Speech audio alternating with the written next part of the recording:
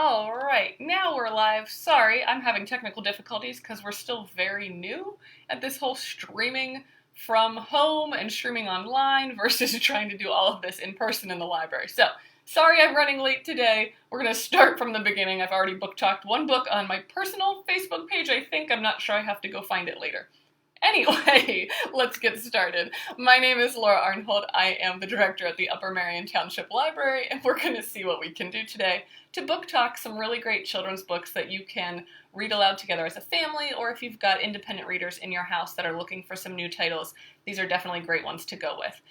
As a reminder, most, if not all of these are going to be found on our Overdrive app and Libby.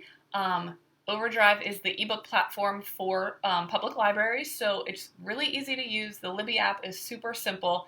I just called my grandmother this morning. She's 82, lives a few states away from me, and I was able to walk her through the whole process in about 20 minutes, and that's for someone who's never downloaded an app on an iPad before. So we went from downloading Libby to getting her library barcode put in and able to check out a book, and she started reading it immediately. So she was really excited. And I told her I was going to shout out to her today. So shout out to my grandma for learning how to use Libby while she's stuck at home too. So that's super exciting. If you don't have a library card yet, please don't fret. Jump on the library's website and you can download the application and get it right back to us. Email it to us at uppermeriontownship.library@gmail.com. And we'll be able to get you a barcode and a PIN number right away, and you can start using that immediately to use all of our online resources from home, especially Overdrive. If you have any questions for me while I'm talking, I'm going to be glancing down to the screen to make sure that I can just check in with comments. If you have comments, please ask. I'll try to answer what I can, and if not, I'll follow up afterwards. Also, as of this afternoon, once we're finished with this, all of our currently posted Facebook Live videos are going to be moved over to YouTube. This is to protect all the privacy and copyright laws from all of the publishers who have been really great in allowing us to use their books. But there are still copyright laws, and we want to protect the people who create these books because they're really good friends of libraries because they're making all this great literature.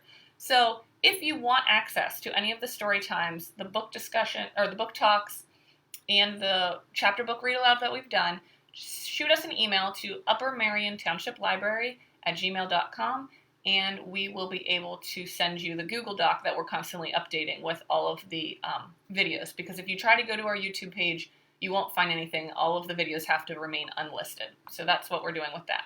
So now that we are figuring things out and people are watching and I'm on the right page for Facebook, let's get started with our first book. This is Dory Fantasmagory, written and illustrated by Abby Hanlon, published by Penguin Random House. This is a chapter book, like we talked about on Monday. It's a little bit longer for a chapter book. It's about 150 pages, but it still has that same format of chapter books. So you've got lots of images, lots of white space, a little bit of a larger font, easy to read, things like that. But it is a little bit longer. But I absolutely love this book, and I definitely wanted to share it with you.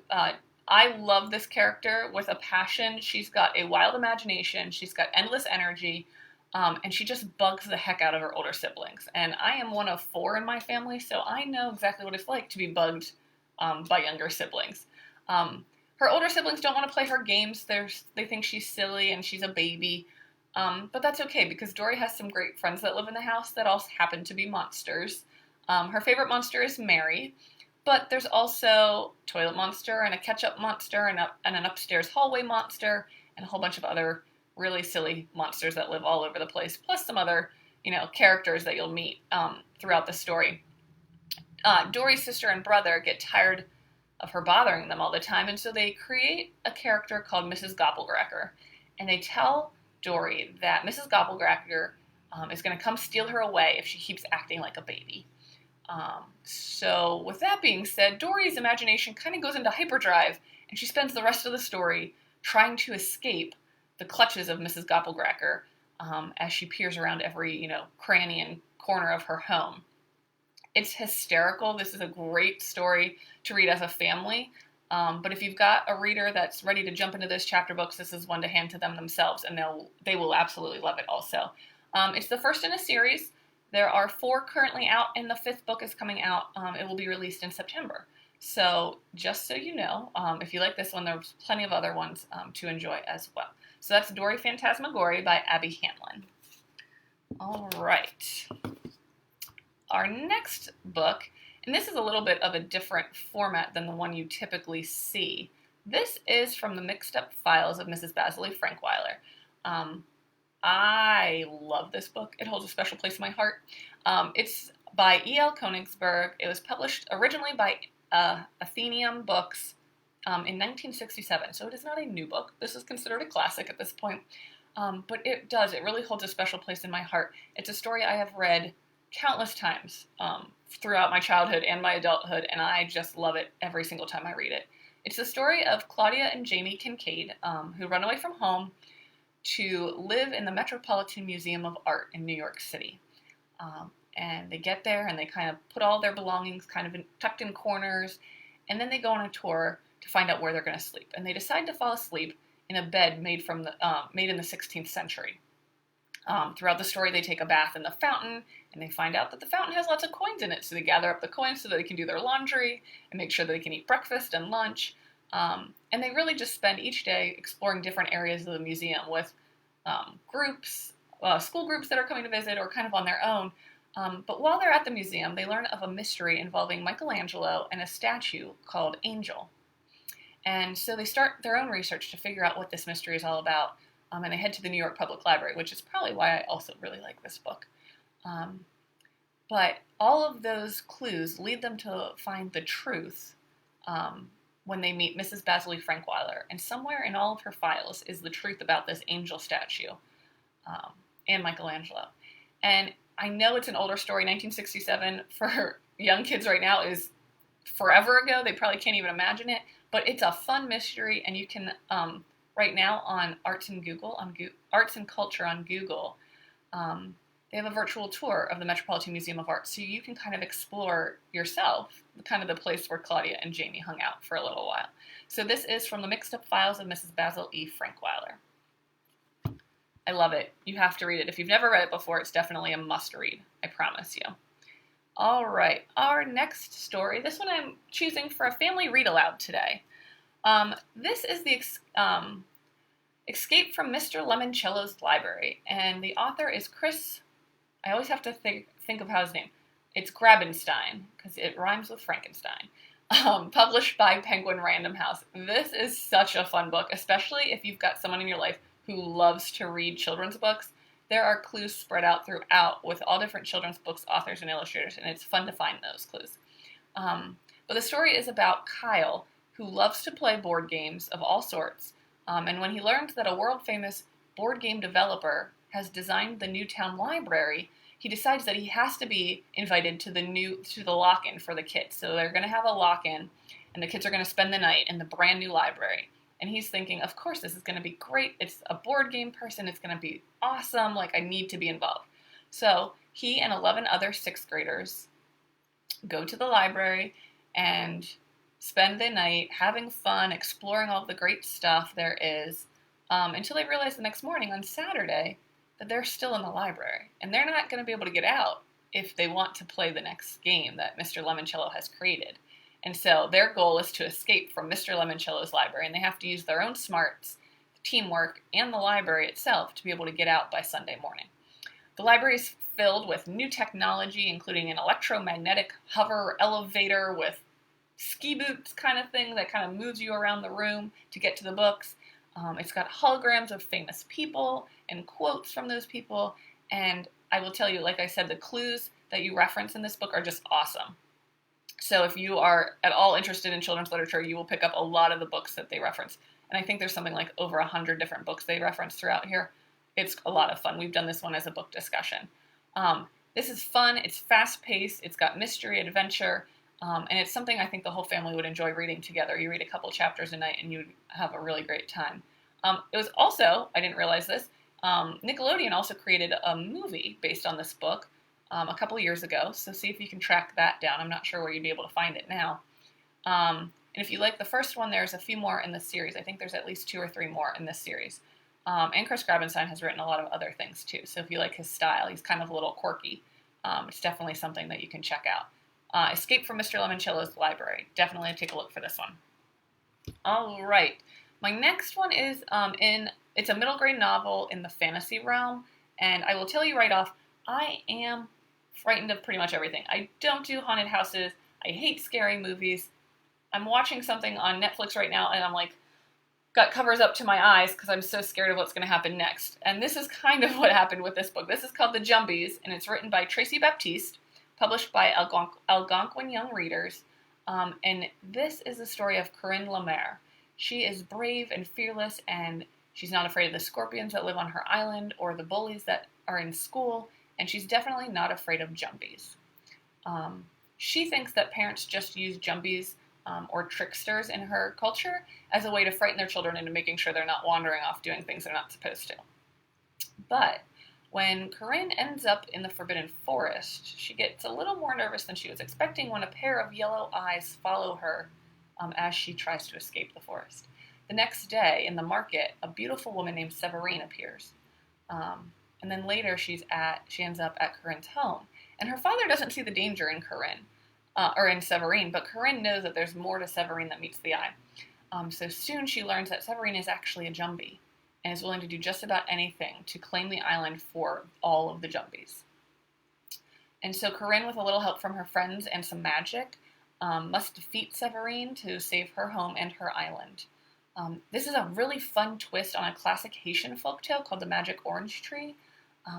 And it's just creepy enough to keep you reading to find out what happens. Like I said, it's one of those things where I was like looking around every corner, dark corner of my house, making sure a Jumbie wasn't going to jump out at me. But if you love this one, it's actually part of a trilogy. So the second one is called Rise of the Jumbies, and the third one is The Jumbie God's Revenge. And each has folklore and history woven throughout, and creatures of all shapes and sizes in ways that you may not be expecting. So this was a really, really cool story. Definitely check it out, especially if you like kind of creepy fantasy, for sure. All right, and my last book for the day. This is a realistic fiction. It's called Rebound by Kwame Alexander, published by Houghton, Mifflin, Harcourt. You might be familiar with Kwame's work if you read The Crossover. It was really, really famous a few years ago. This is the story of Josh and Jordan Bell's dad, Chuck, as he's growing up dreaming of basketball glory. It's written in verse, which uses a lot of white space, so you can see that.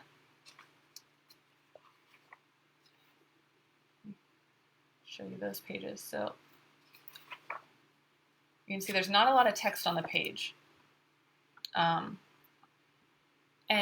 I love novels in verse, which are written like poetry, because it makes each word the author chooses to be vital to the story. You can't put extra words into a novel in verse. It's really just the words that need to be there. There's nothing wasted in a novel in verse, and Kwame is, seriously, he is an artist when it comes to being able to write in verse. He does a phenomenal job. It's really, really well done. This is a story after his father passes away. Chuck Bell becomes distant and angry. He's skipping school and he's getting into trouble. And it's at this point that his mom decides that it might be best for him to spend the summer with his grandparents in Washington, D.C. Change of scenery, get out from the crowd that he's around, and just, try and reset a little bit. So while he's at his grandparents' house, he's away from his best friends, which he's super bummed about for the summertime. But he learns what it means to be a part of a larger family. And that when trouble comes knocking, it's not always the right thing to do to follow along with everyone else, that little bit of peer pressure. He finds that he always has a choice in what he's doing. It's a perfect book for kids that love sports, but may not be, huge bookworms. Maybe they prefer being on the court rather than having a book in their hands. But this this novel in verse style really keeps the book moving quickly, and you'll finish it before you realize it. You can sit down and get through, 100 pages without even blinking an eye. Plus, with lots of sports going on, Kwame knows his stuff, so they'll love it. Like I said, he wrote The Crossover, which is the book about this character's sons. He also wrote one called, and now I'm going to blank on it, Booked, which is a soccer story. So if you've got a kid who loves sports, this is definitely an author to check out. Like I said, very quick, lots of fun to read. a little bit for an older audience. So you're going to look for middle grade, 7th, 8th grade. I think the main character is in 7th grade, moving into his 8th grade year for this story. So you'll definitely, it's got a lot of stronger themes in it. So you definitely want to keep an eye on it if you want to give it to a younger child. Just because it has fewer words doesn't necessarily mean it's for younger children. So take a look at that one as well, okay? So those are my 5 books today. I hope you enjoyed them. Hope there's some that you haven't read before or ones that you're really interested in checking out. Like I said, we're moving all of our Facebook Live videos right on over to our YouTube channel, but they will be marked unlisted. So if you jump onto YouTube and you can't find them, that would be why. Make sure you email us at uppermeriontownship@gmail.com. And once you do that, we can send you the link to the Google Doc that we will be updating as we do more online programming, which seems to be where we're headed right now. Within Pennsylvania, at least, I know schools and as well as public libraries don't have a defined date to go back to being open to the public right now. So we're going to do what we can to keep you entertained and keep you educated and learning about new things. So we'll continue our book docs. Tomorrow is Thursday, and I have to remind myself because working from home is a whole new world. Thursday we'll be doing book talking at 2 p.m. With Miss Becky. She's got some new ones that she wants to share with you. And then story time on Friday at 10:30 in the morning, and then we'll do another book talk session at 2 p.m., and I'll be doing both of those on Friday. So like I said, check out Overdrive on our website and a lot of the other online resources. So many different groups are allowing us access to online resources that you might not normally have with the library. So take a look at those as well. It's a really cool time to be around. And like I've said, if you ever want book suggestions for yourself or for your family, shoot us an email, send us a message on Facebook, let us know, and we will try our best to get you some ideas. Everyone needs a little time to escape while we're all stuck at home together. So definitely let us know if you're looking for anything, and we'll do our best to help you out. That being said, I don't see any comments in our box, so I'm going to sign off for today, and we will see you again tomorrow at 2 p.m. with Miss Becky. See you later.